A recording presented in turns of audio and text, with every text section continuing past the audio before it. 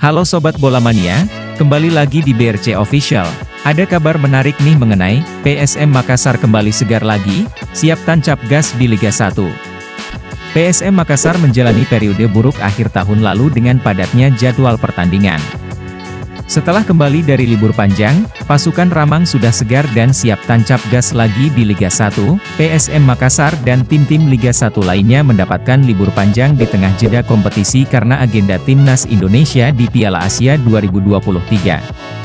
Ini jadi momen yang pas untuk PSM merefleksikan diri dan menyegarkan lagi psikis serta fisik para pemain. Sebelum liburan ini, PSM Makassar berada dalam periode buruk karena tidak pernah menang di 3 laga Liga 1 secara beruntun, yakni imbang sebanyak 3 kali.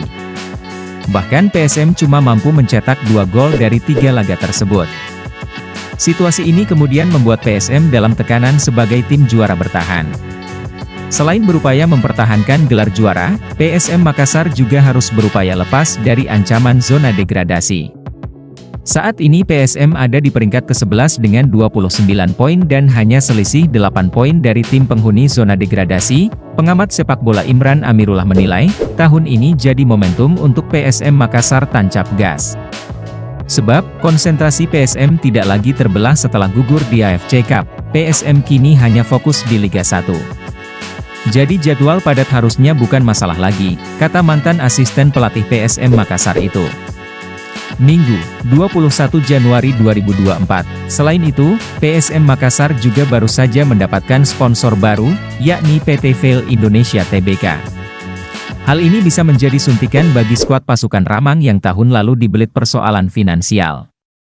Direktur Utama PT PSM Sadikin Aksa pun menyambut gembira kerjasama yang akan terjalin hingga akhir kompetisi musim ini. Kerjasama ini diharapkan dapat menjadi stimulus buat pasukan Ramang di ketatnya kompetisi Liga 1. Tentu kami sangat senang. Dengan bergabungnya PT Vail, PSM Makassar mendapatkan stimulus untuk memperkuat roda bisnis klub selama setengah musim ke depan, kata Sadikin, Jumat 5 Januari. Nah itu dia Sobat Bola Mania untuk update kabar kali ini. Bagaimana pendapat kalian Sobat? Tulis pendapat kalian di kolom komentar ya Sobat dan jangan lupa untuk like, comment, and subscribe.